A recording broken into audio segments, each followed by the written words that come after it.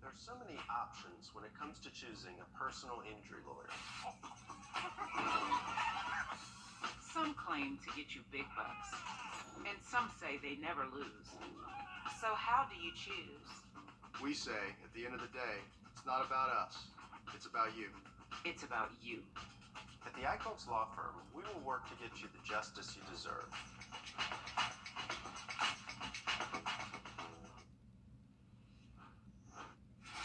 There's News 12, first at 5, continues. two teams, including Richmond Academy, both losing someone to tragedy this week. Tonight, they'll compete in a football game and honor those lives. That story less than 3 minutes away. But first, we're turning our attention to weather with a Charlie Savon Small. They're going to be slow moving for a little bit. There's a little bit further down I-20 in western Richmond County, and you can see between Wheeler Road, the Bel Air exits, I-20 appears to be moving a lot smoother than what it was this time yesterday. Clear skies overhead, but we'll have a look at high storm chances tomorrow in just a little bit. Thanks, Riley. Savon Small, the 16-year-old who died after drowning at Clarks Hill Lake Monday afternoon, should be with his teammates with the Academy of Richmond County tonight. But instead, his family and friends are left to mourn his loss and honor his memory ahead of tonight's game with East Lawrence. Sydney Hood is live with us from East Lawrence. And Sydney, you've been with the team a good bit today. Walk us through the emotions in the locker room as they were getting ready.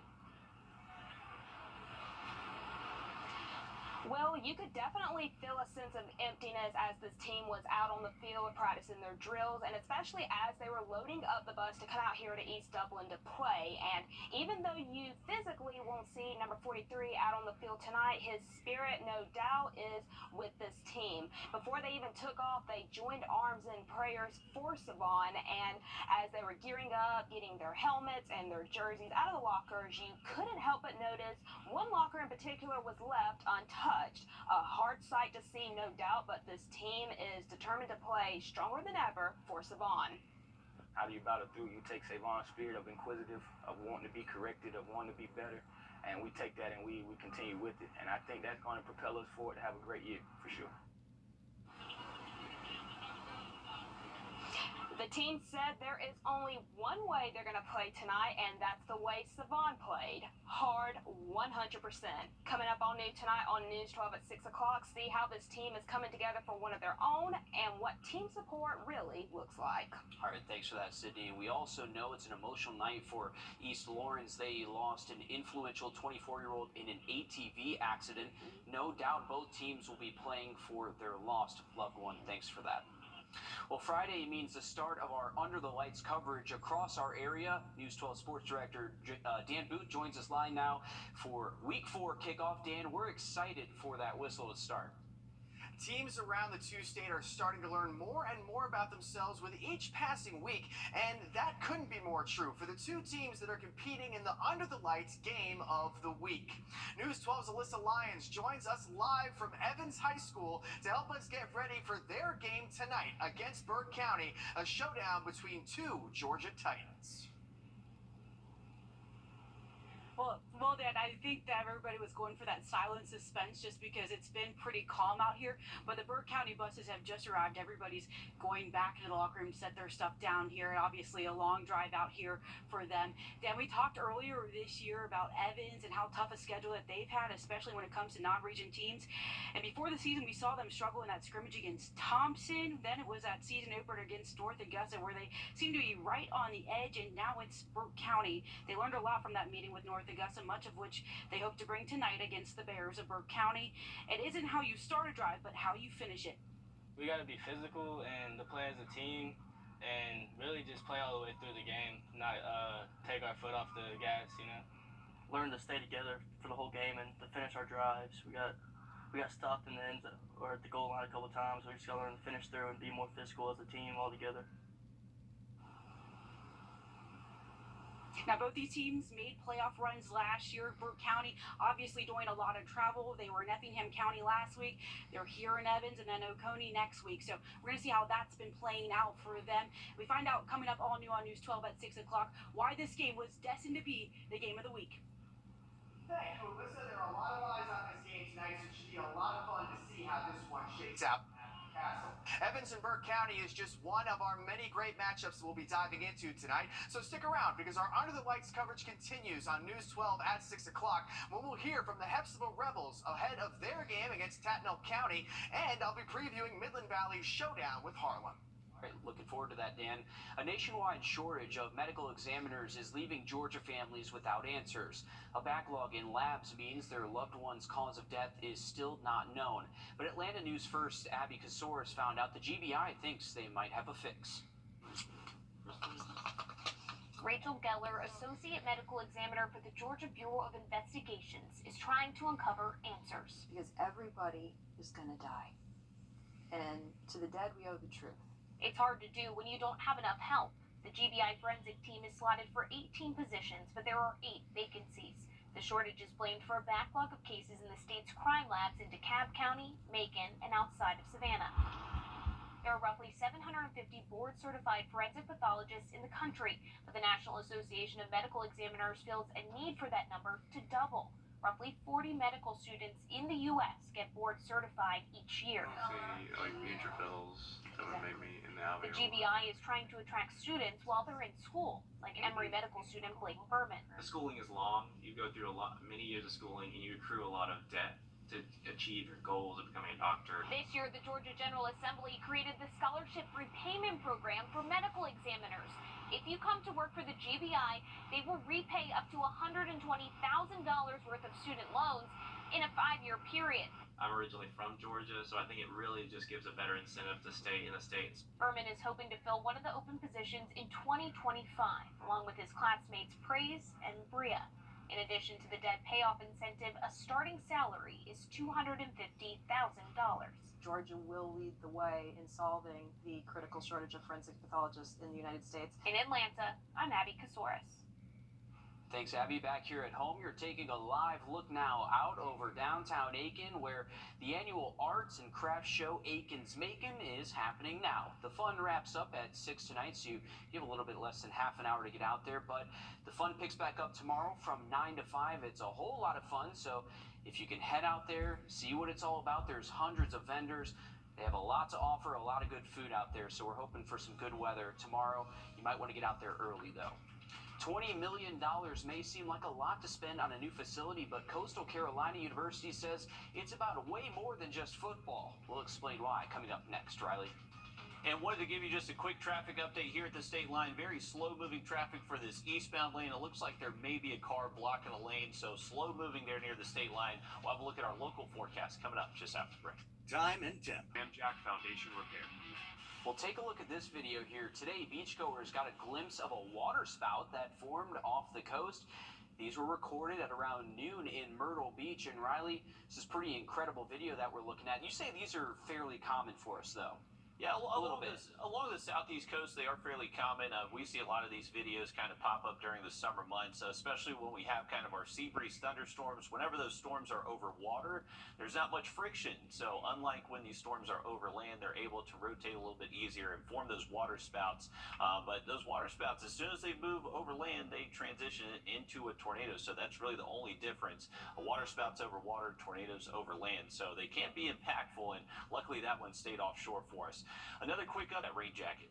Now, once we move past our weekend forecast, we do dry out a little bit Monday, Tuesday. By this time next week, though, next Friday should be beautiful, below average highs and lows. All right, thanks, Riley. Coastal Carolina University making a move to catch up with the rest of the southern colleges. They just broke ground on a new multi-million-dollar indoor football training facility. But as Tegan Brown explains, this new addition goes way beyond just sports. Since the start of the Coastal Carolina football program, student athletes have been outside on the grass or the turf. And for a while, that was okay. Until university leaders realized they were behind the times. Prior to 2017, many of the schools we played had indoor facilities. Since 2017, almost everybody we play has an indoor facility. Without the ability to practice inside, the school was falling behind. Not just in physical attributes, but in showing attractive aspects for both current student athletes and prospective recruits. You got to have a place to go to continue to practice so you can compete at the highest level. And this facility and the support from the university, from the community to build it shows that they're behind our players, our student athletes, and going to give us an opportunity to compete. In June, CCU announced they would soon get that opportunity. While the price tag of $20 million for the indoor facility is steep, most of it will be donor funded, and it won't just be for student athletes. This is for our entire community. It'll be used by the community, by intramurals, by club sports. We'll use it for staging, for graduation when we have graduation ceremonies in the stadium. So yes, it'll be used predominantly by our intercollegiate athletic teams, but this is for everybody. And while the facility won't open until 2025, Chanticleers know the difference it'll make. It's hard to put into words. You know, it really is the impact it's going to have on these young people. And construction on this facility is set to begin in January. Well, big changes are coming to the iPhone next week. Coming up, what you need to know and some features you will not want to miss. First of all, night. Next week, Apple is expected to unveil a new iPhone and new Apple Watch, but for most of us, the big news comes with the new iOS update. Our consumer tech reporter Jamie Tucker shows us some of the new features you can expect to see. Well, iOS 17 is a big update to some of the things that we use our phones for all the time. Browsing the internet, talking on the phone, sending messages, using FaceTime. Your phone will be able to read the internet to you. Well, sort of. In iOS 17, when you visit a website in the Safari browser, tap on the lower and uppercase A's next to the address bar, and then tap Listen to Page. Siri's voice will read that page to you. Buffett's 20 best songs. Handy if you're doing something else and have your hands full, or for when you don't have your reading glasses. If you ever need to share your flight information with someone, just text them the airline and flight number. They can press and hold down the message to see details such as the route, whether it's on time or delayed, and even the baggage claim carousel. Super helpful if someone's picking you up at the airport. If someone you're calling doesn't answer a FaceTime call, you can leave a FaceTime voicemail. If someone is calling you on the phone, you may or may not want to answer it. Now you're going to be able to find out what they're calling about before you answer. Just send the call to voicemail, and as they're leaving a message, you will be able to read in real time a live transcript of what they're saying and either answer the phone or leave it in voicemail. And one of my favorite iOS 17 features is Standby. When you put your phone on charge at night and place it sideways, it turns into a smart-looking bedside alarm clock. iOS 17 will not work on all iPhones, of course. In fact, the iPhone 8, 8 Plus, and 10 are not supported and will not run iOS 17. That's What the Tech. I'm Jamie Tucker. And Apple's announcement is expected next Tuesday, the 12th. If you own any Apple product, listen up. The company is urging all customers to update their operating systems immediately. There is a new fix that addresses a vulnerability that hackers may already be exploiting. Experts say you should immediately go to the settings menu of your Apple device and go to software updates and then hit update. Today, an extension of the partnership between Aiken Tech and USC Aiken. Leaders from both colleges met today to sign a transfer agreement allowing credits to transfer from Aiken Tech to USC Aiken for students getting a degree in STEM fields. USC Aiken says more than 60% of incoming students are majoring in STEM fields. They say this agreement is just one of many to come in the future.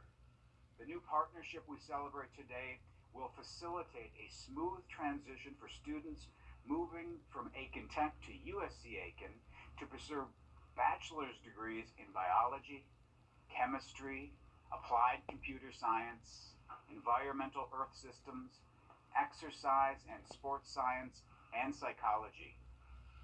And that partnership begins this September.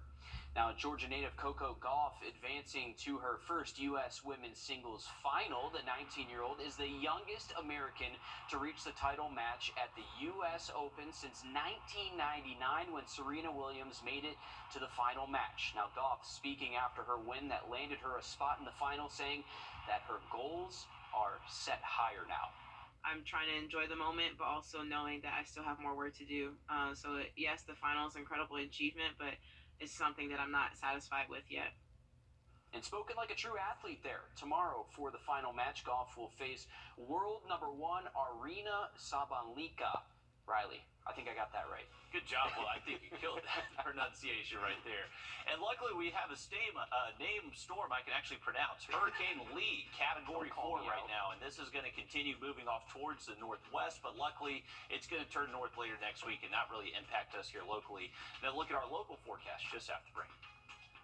Wrap up summer with Lee.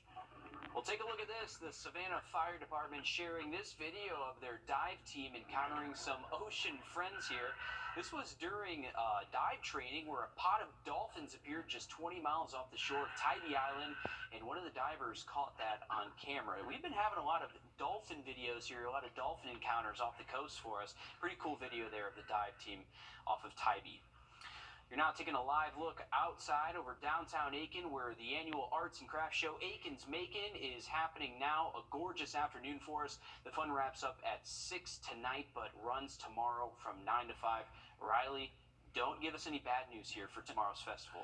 I know, and unfortunately, Aiken's Macon about to close up shop for today. They do close at 6 o'clock, but luckily at Aiken's Macon, all the rain that's popping up this afternoon is staying north of I-20, and they're gradually moving south to north, so they're going to stay away from Aiken.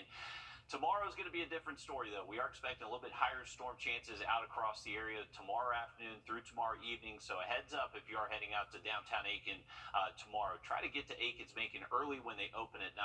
That's when those rain chances do look a little bit lower. If you are heading out this evening, high school football games, maybe a state night, anything like that, we got temps in the 80s through at least around 7 o'clock. And then once that sun goes down, we should quickly drop into the 70s. And once again, rain chances through this evening, 20% or less for most locations, so a lot of us should stay dry. Tomorrow, though, that's when we are bringing back not only the chance for some afternoon storms, can't even rule out maybe a morning shower or two across the area, but rain chances Saturday definitely look to be highest once we get after lunchtime. So a heads up for those outdoor plans. And make sure you have a way to receive weather alerts. Not ruling out we have a couple of severe thunderstorms out there Saturday, kind of similar to what we saw yesterday. So make sure you have the First Alert weather app close by. All right, thanks, Riley. That's all the time we have, but stick with us. We have more news, weather, and sports coming up after a very short break on News 12 at 6 o'clock.